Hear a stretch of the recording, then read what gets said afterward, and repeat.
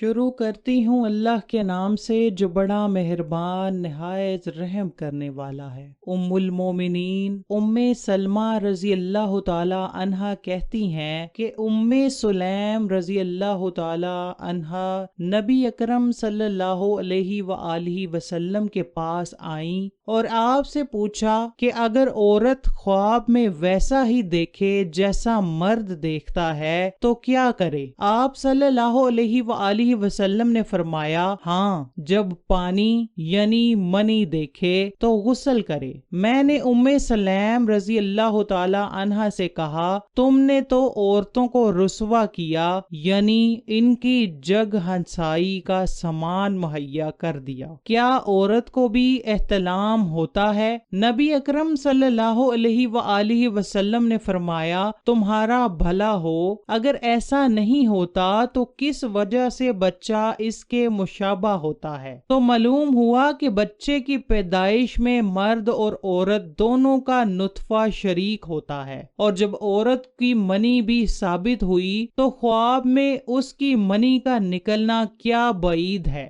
جیسے مرد کی منی نکلتی ہے۔ حضرت محمد صلی اللہ علیہ وآلہ وسلم سے یہ سوال کرنے والی عورت آپ کی رضائی خالہ، جو کہ حضرت انس کی ماں، جس کے چلنے کی آواز آپ نے جنت میں سنی تھی۔ اللہ تعالیٰ نے اس عورت کو بہت ہی بہادری اور ہمت دے رکھی تھی کہ جنگ میں یہ ام سلیم قیدیوں کو مرہم پٹی اور پانی پلانے میں نبی اکرم کا خوب ساتھ دیا کرتی تھی، جس نے جنگوں میں اثار و قربانی کی مثالیں قائم کر رکھی تھیں۔ جب نبی اکرم نے ہجرت کی تھی اس وقت ام سلیم نے اسلام قبول کیا۔ وہ مدینہ کی تھی۔ ام سلیم کے شوہر کا نام مالک بن نضر تھا، جو کہ کسی کاروبار کے سلسلے میں دوسرے شہر گیا ہوا تھا۔ جب شوہر گھر آیا تو ام سلیم نے اپنے خاوند سے کہا کہ میں مسلمان ہو گئی ہوں، تم بھی کلمہ پڑھ کر مسلمان ہو جاؤ۔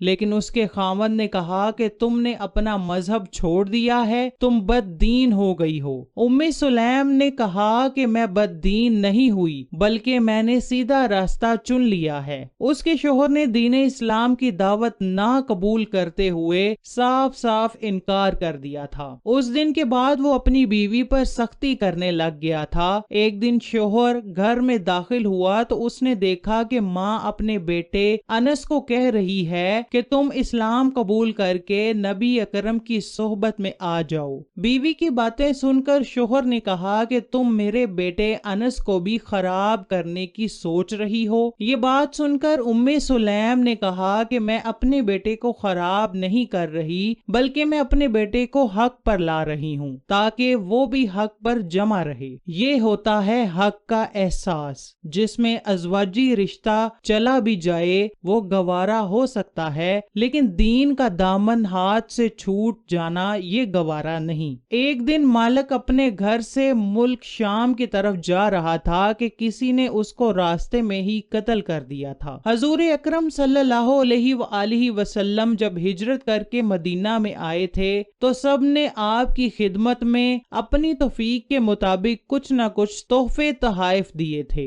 اس پر ام سلیم نے سوچا کہ میں آقا و دو جہاں کے لیے کیا کر سکتی ہوں۔ اس طرح ام سلیم نے اپنے بیٹے حضرت انس کو آپ کی خدمت میں پیش کرتے ہوئے عرض کیا، یا رسول اللہ، آج کے بعد میرا یہ بیٹا آپ کا خادم ہے۔ اس طرح ام سلیم نے اپنا بیٹا آپ کی خدمت میں وقف کر دیا تاکہ میرا بیٹا بھی نبی اکرم کی صحبت پائے۔ اس بات کے بارے میں حضرت انس خود فرماتے ہیں کہ میں نے حضور اکرم کی خدمت میں 10 سال بسر کیے ہیں، ان 10 سالوں میں نبی اکرم نے مجھے کبھی بھی نہیں ڈانٹا۔ حضرت ام سلیم بیوہ ہو چکی تھی۔ مدینے کے ایک شخص جس کا نام ابو طلحہ تھا، جو ابھی تک مشرک ہی تھا، ابو طلحہ اپنا رشتہ لے کر ام سلیم کے پاس آیا۔ جب اس نے ام سلیم سے شادی کی بات شروع کی تو ام سلیم نے کہا کہ ابو طلحہ، آپ جیسے بڑے سردار کو شادی سے انکار تو نہیں کیا جا سکتا، بلکہ اصل بات یہ ہے کہ تم کافر ہو اور میں مسلمان ہوں۔ تم کلمہ پڑھ کر مسلمان ہو جاؤ، میں آپ سے شادی کرنے کے لیے تیار ہوں۔ ابو طلحہ نے کہا کہ میں آپ کو سونے اور چاندی کا حق مہر دینے کو تیار ہوں۔ ام سلیم نے بتایا کہ مجھے کسی چیز کی طلب نہیں ہے، مجھے بس یہ ہے کہ تم اسلام قبول کر لو، میرے لیے یہی سب کچھ ہے۔ مجھے آپ سے شادی کرنے سے کوئی شکوہ نہیں ہے، بلکہ مجھے اعتراض یہ ہے کہ تم بت کی پوجا کرتے ہو، جس بت کو فلاں قبیلے کا حبشی غلام بناتا ہے، یہ بت آپ کو کوئی نفع یا نقصان نہیں پہنچا سکتا، آپ پھر بھی اس کی عبادت میں لگے ہوئے ہو۔ ام سلیم کی بات سن کر وہ ایک دن حضور اکرم صلی اللہ علیہ وآلہ وسلم کی خدمت میں پیش ہوا اور اسلام قبول کر لیا۔ یہ اسلام کی پہلی شادی تھی جس میں مہر اسلام قبول کرنا طے کیا گیا۔ حضرت ام سلیم رضی اللہ تعالی عنہا اور ابو طلحہ رضی اللہ تعالی عنہ کو اللہ تعالیٰ نے ایک لڑکا دیا جس کا نام انہوں نے ابو عمیر رکھا۔ جب آقا و دو جہاں ام سلیم کے گھر تشریف لے کر جاتے تھے تو ابو عمیر سے دل کی باتیں بھی کرتے تھے اور ان کے ساتھ کھیلا کرتے تھے۔ ایک دفعہ ابو عمیر بیمار ہو گئے،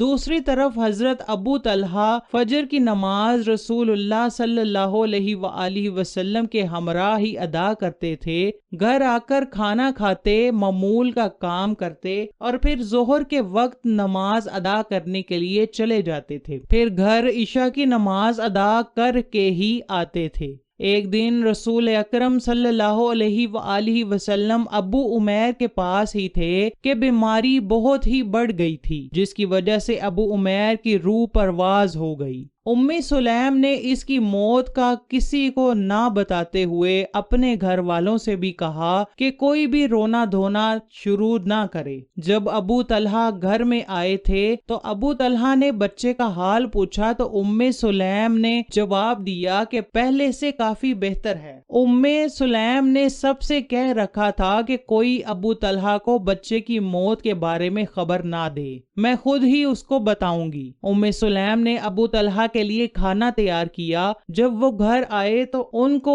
اور ان کے ساتھ جو ساتھی تھے ان کو کھانا دیا۔ سب نے کھانا کھایا تو ابو طلحہ کے سب ساتھی گھر سے کھانا کھا کر چلے گئے۔ جب سب چلے گئے تو ام سلیم نے اپنے جسم کو خوشبو لگا کر تیار کیا۔ جب وہ اپنے خاوند کے پاس آئیں تو خاوند بھی اس کی خوشبو سے ان کی طرف مائل ہو گئے۔ اگر غور کیا جائے تو ام سلیم بھی عورت تھیں، ان کے پاس بھی وہی دل تھا جو آج کی عورت کے پاس ہے۔ ان کے دل میں بھی بچے کی محبت تھی، بچہ تو فوت ہو چکا تھا۔ حضرت ام سلیم اللہ تعالیٰ کے فیصلے پر صبر سے جمی رہی۔ جب رات کافی گزر گئی تو ام سلیم نے ابو طلحہ سے کہا کہ آج ایک عجیب واقعہ ہوا ہے کہ اللہ تعالیٰ نے ہمارے بچے کو اپنے پاس بلا لیا ہے، ہمارا بچہ فوت ہو گیا ہے۔ ام سلیم کی بات کو سن کر ابو طلحہ غصے میں آ کر کہنے لگے، آپ نے اس بات کو راز میں کیوں رکھا ہے؟ پھر ابو طلحہ نماز فجر ادا کرنے کے لیے نبی اکرم کے پاس گئے۔ نماز فجر ادا کرنے کے بعد ابو طلحہ نے سارا قصہ سنایا تو اللہ تعالیٰ کے آخری نبی نے فرمایا، اللہ تعالیٰ تمہاری اس رات میں برکت عطا فرمائے گا۔